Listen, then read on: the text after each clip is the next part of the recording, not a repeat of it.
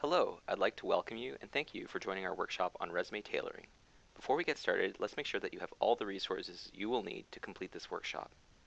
For today's workshop, you will need a printed copy of the activity, reading a job posting, and two different colored highlighters or pens. If you have not already collected these items, please pause this video and do so now. This workshop was created for the Y Employment Access Centers of the National Capital Region. The YMCA-YWCA is a charitable, community-based association dedicated to improving the quality of life of children, youth, adults, and families through programs that build spirit, mind, and body.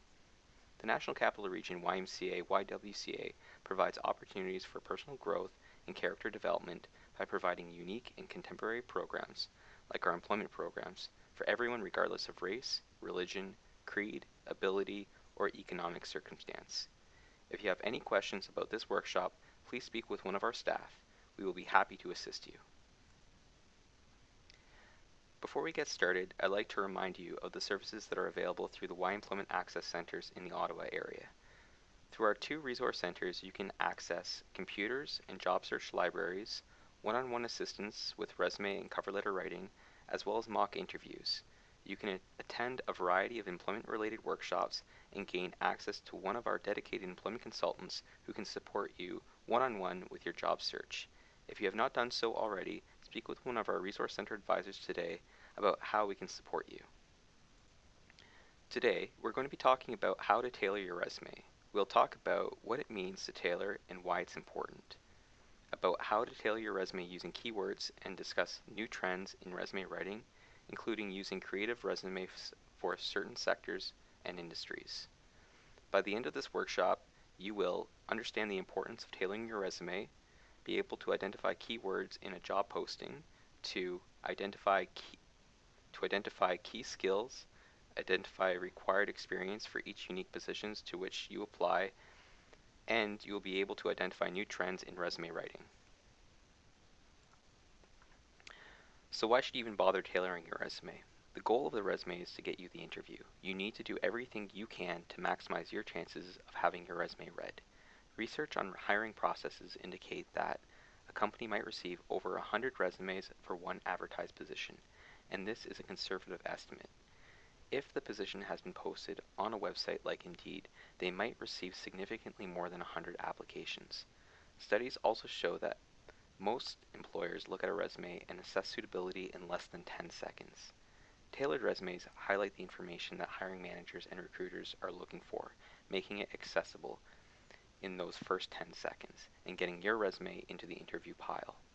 And if you needed one more reason to tailor your resume, a well-tailored resume will improve your chances of making it through an applicant tracking system screening process, which increases the likelihood that your resume will actually be seen by a human being. Before we start talking about tailoring, let's review the different types of resumes. For those of you who have participated in our workshop on resumes and cover letter writing, you will remember that there are three basic types of resumes: chronological, functional, and combination. The chronological resume is the most commonly used type of resume, and is therefore the resume that employers and hiring managers are most commonly used to seeing. It is best for demonstrating consistent professional experience and career progression. It is the most useful for those whose careers have progressed in a linear fashion, where you've worked consistently in one sector or industry. The functional resume, on the other hand, is the best for highlighting transferable skills and downplaying gaps in your employment history and limited work experience. It is useful for individuals who are just entering the workplace, for instance, recent grads or individuals who are returning to work after a gap in employment. The combination resume, like the functional resume, is useful for highlighting transferable skills and accomplishments and downplaying the chronological work history. The combination resume is particularly useful if you are changing directions in your career or you are changing sectors entirely. It is useful if you have a lot of work experience but want to highlight different skills that are related to a new field.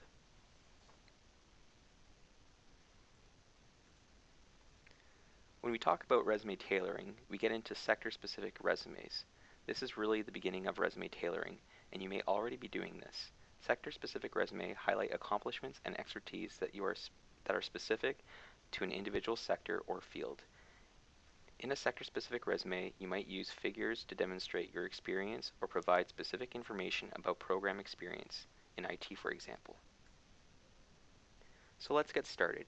When tailoring your resume, you'll want to work from a master resume that has all your work and volunteer experience described in detail, along with all the skills and qualifications that you have.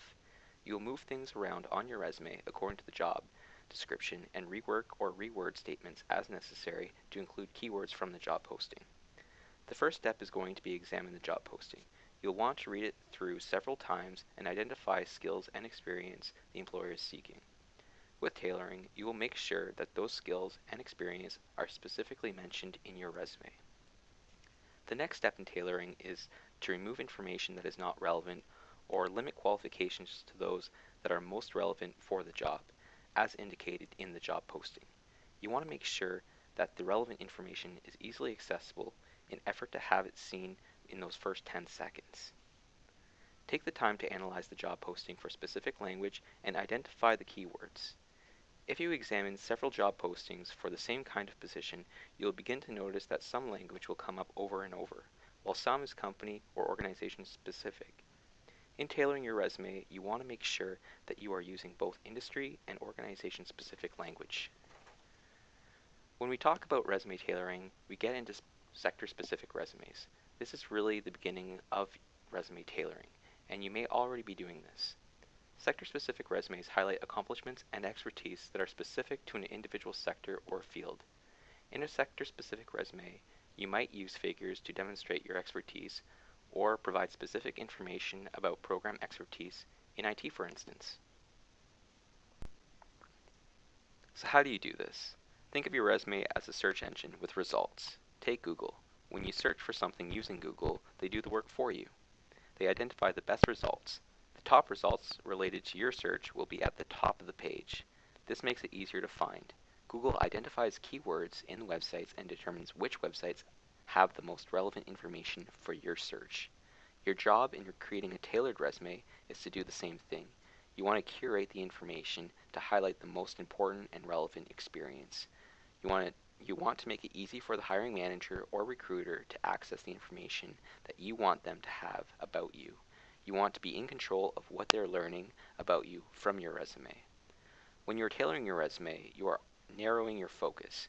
You want to demonstrate that you are an expert and that you are bringing valuable experience to the position. By removing irrelevant information, you go from being a generalist who has a variety of experience, some of which is related to the position, to being an expert with specific related experience. As you begin to tailor your resume, you can start by analyzing the job posting and highlighting or underlining the keywords and skills by using a T-bar chart to help you organize your skills and experience when compared to what the employer is looking for. On one side of the T-bar, identify what the employer is looking for. On the other side, identify what you have to offer. Try this. Print off the job posting, go through and actually highlight the key skills and qualifications they are looking for. You'll be putting these into what are they looking for column. Take your master resume and pull out the experience, skills, and qualifications that you have that match. Put these into the what I have to offer column and line them up with the relevant employer needs. Use this information to update and tailor your resume for the job. Don't be afraid to change or reword your job description to better reflect what the job posting is asking for. There are many different ways of explaining the same job. Make sure that you are describing your experience in a way that best matches and describes this position. Now that we have addressed the basics of what it means to tailor a resume, let's take a closer look at how we will be addressing the different sections of your resume. When we talk about design, you'll want to make sure that your resume is clean and visually appealing, that there is a balance between the amount of text and white space on the page. Paying attention to these details will make your resume easier to read and will make the important information easier to find. Never ignore the possibility that your resume will be screened using ATS, or an applicant tracking system. Employers are increasingly using ATS to screen applicants before a hiring manager even looks at the resumes. Using borders, tables, and text boxes can affect whether or not your resume will even be seen by a hiring manager. ATS does not deal with anything other than text. If you suspect that your resume will be screened using ATS, it is especially important that you keep in mind the KISS principle. Keep it simple. Remove all tables, text box, borders from your resume. Keep the formatting as simple as possible and let your experience shine through. The Summary of Qualifications is the first section of your resume that a hiring manager or recruiter is going to look at. Remember, back to the example we talked about earlier of the Google search, you want to make sure that you are making a good use of the key pieces of resume real estate. The top results, the most important experience or skills, should be featured at the top of the page in the summary section. A hiring manager or recruiter will scan through your summary to determine whether or not they should continue reading. They will only look at your work experience if they like what they see. The first thing they want to identify is if you have the key skills and experience that they are looking for. In your summary of qualifications, you want to showcase your skills and experience by pulling language directly from the job posting. This is not the time to be referring to your thesaurus. Use the exact language used in the job posting. If the job description says excellent client service, don't say excellent customer service, even though it means the same thing. You want to use the summary to demonstrate that you have key qualifications necessary to do the job. When you create your master resume, you describe the tasks that you completed in each of your previous jobs. When it comes to tailoring your resume, you'll recognize and reword parts of your work experience using the language from the job description. Do I sound like a broken record yet? You will highlight relevant tasks and downplay or remove tasks not relevant to the specific job. It is not being dishonest, it is just being selective about how you are communicating your experience. You want to make sure that you match your experience to the job posting by showing the employer where you received the experience they are looking for, and by describing tasks in a way that relates back to the specific expectations in the job posting. If the job posting asks for experience completing and or processing payroll, travel expenses, invoices, purchase orders, and or other financial documents, and you want to make sure that you highlight in your work experience that you input staff payroll into the computer database and completed invoice and purchase orders. Tailoring the education and training sections in your resume is most about removing irrelevant information. For better or worse, your education is your education. There isn't much tailoring to be done here. You can, however, add more details about specific courses you may have taken as part of your diploma or degree that relates to the position. This is also where you should be showcasing any professional documents or other training education that is related to the position to which you are applying. Adding details in this section demonstrates your interest in lifelong learning. Let's see if we can put what we learned so far about resume tailoring into action. Please find the activity, How to Read a Job Description. What you're going to do is this. Read through the job posting for the Senior Administrative Assistant at Canadian Blood Services. Pay particular attention to the keywords, skills, and experience that the employer is looking for. Highlight or underline skills in one color, and highlight and underline experience in another color. Once you have done this, turn over the page and read through Ben's resume. Let's assume that Ben is applying for the administrative assistant position. Identify keywords from the job description that appear in Ben's resume. Highlight or underline skills in one color and experience in another.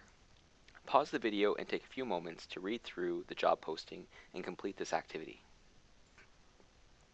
Let's take a closer look at the job posting together. You will find that most job postings start with some sort of description of the working environment and the employer or company. While this is important for determining if you'd enjoy working there, what you should first be focusing on is the responsibilities. In the case of this job posting, the section labeled Responsibilities including but are not limited to. Let's read through this section together. Preparation of correspondence and various documents. Coordinating logistics for various external meetings and consultations.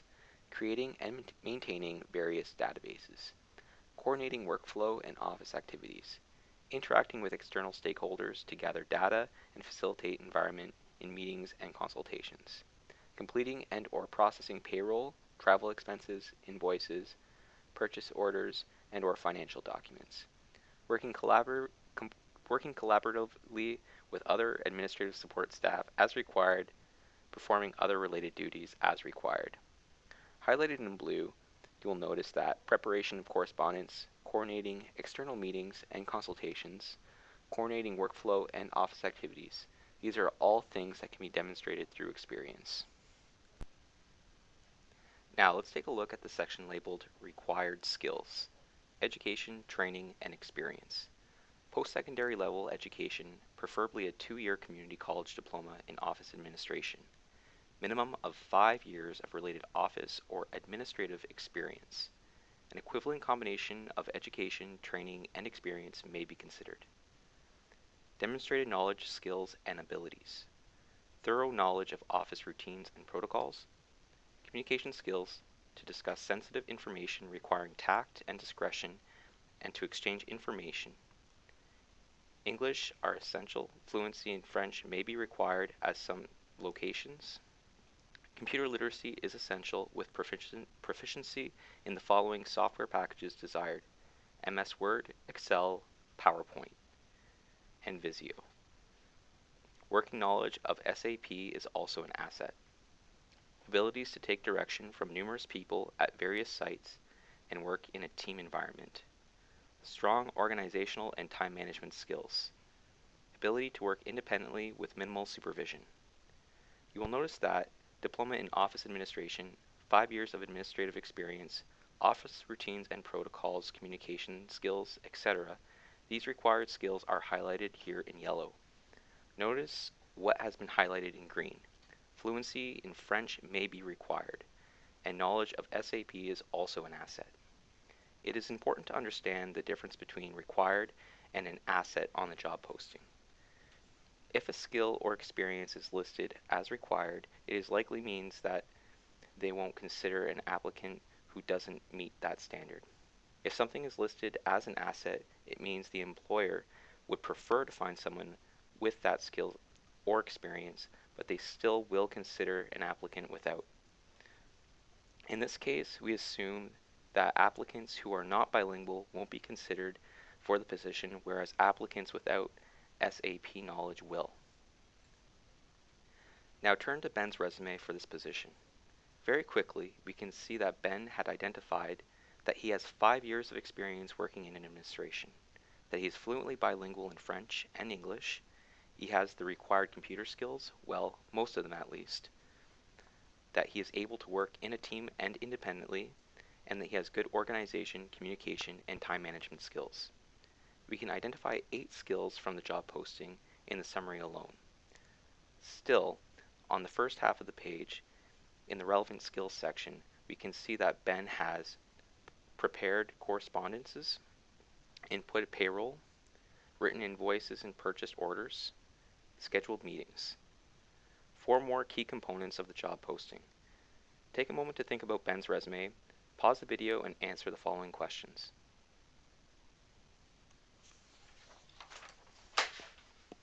Is this a good resume? Is this resume tailored to the job posting? What was done well? What could be improved on? Would you invite this person in for an interview?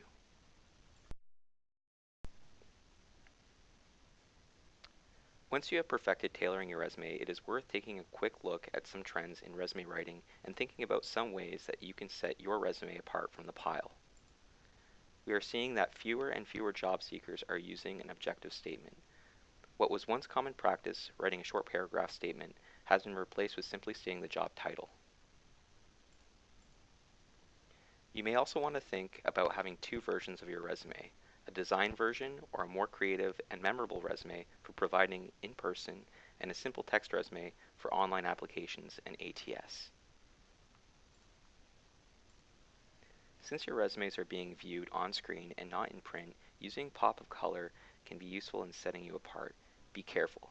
If using color, not to overuse it, and to choose colors that will be highly visible and easy to read both on screen and in print. Another thing to keep in mind is to use colors that line up with the company that you are applying to and not to use colors that have a negative association. These next two trends have to do with staying current. It is worth adding your LinkedIn address to your resume. If you attended our workshop on social media, you'll remember that employers will likely be looking you up on LinkedIn anyways. Why not make it easier for them? It is also no longer necessary to include your home address, city, and province as enough information in its more modern approach.